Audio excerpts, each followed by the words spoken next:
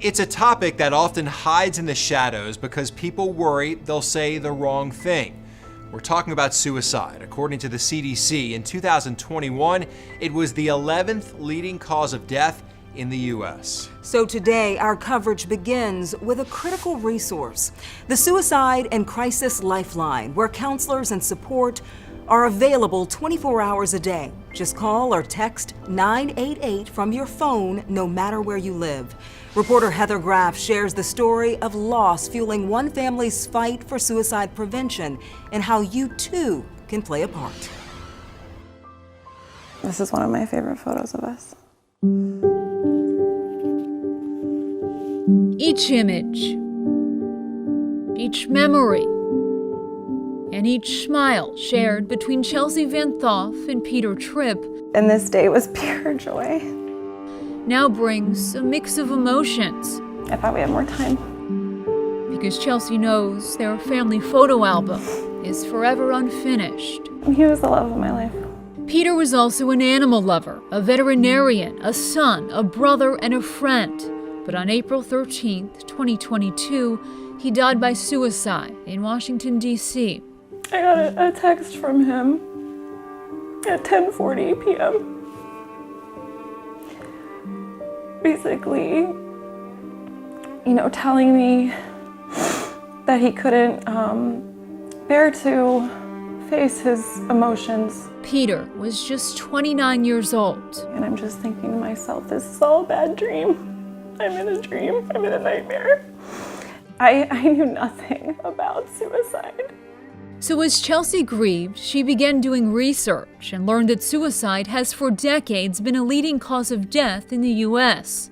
The latest CDC numbers show in 2021 more than 48,000 lives lost and a national suicide rate that equates to 14 deaths per 100,000 people. It's jarring to know that many people have killed themselves and been in crisis like that. Do you think we need to talk about it more then? Yes. As a society? As a society, for sure. I talk about it all the time. The more we talk about it, I 100% believe the less it's going to happen. It's a very important public health problem. Allie Walker is with the American Foundation for Suicide Prevention, and she says Chelsea is onto something. A lot of people are worried, if I bring up suicide, I'm going to give somebody the idea.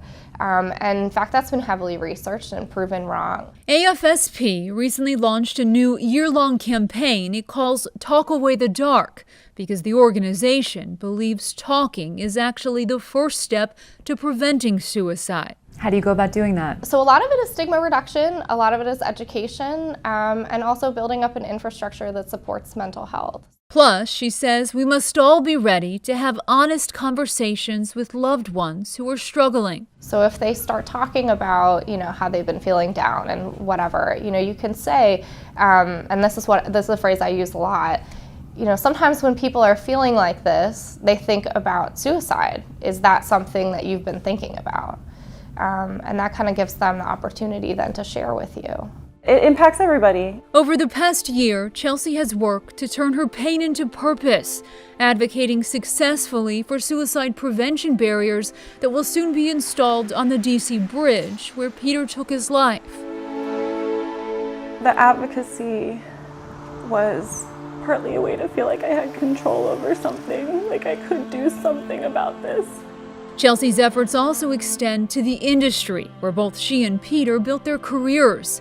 You see, another CDC study found veterinarians are at increased risk of suicide when compared with the general population.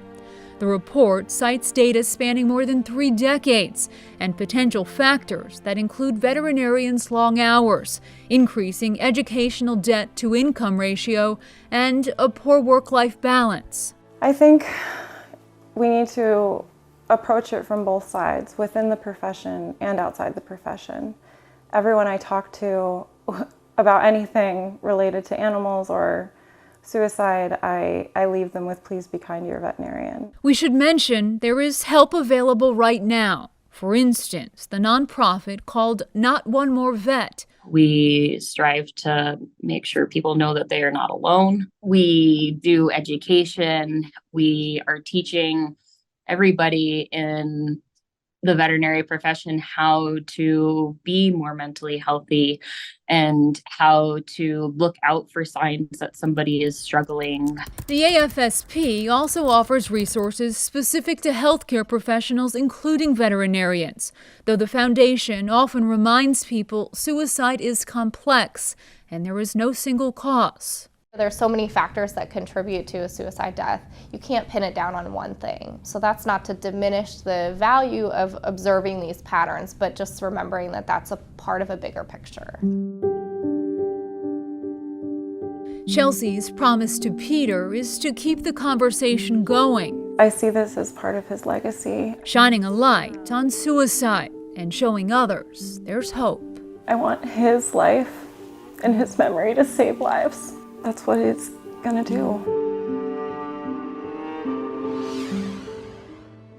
As you just heard, suicide is typically the culmination of many different factors. Yeah, but we did ask the American Foundation for Suicide Prevention about possible warning signs. Experts say mental health conditions like depression and anxiety can increase risk. They also say you should keep an eye out for changes in behavior. For instance, if a loved one who's typically an extrovert begins withdrawing from activities. Other potential indicators include sleeping too much or too little, giving away prized possessions, increased use of alcohol or drugs, mood swings, and feelings of hopelessness. Since its launch in July of 2022, 988 has received almost 5 million calls. When someone calls 988, a crisis counselor is on the other end, ready to help. The professionals can talk people through whatever they are struggling with in regard to mental health.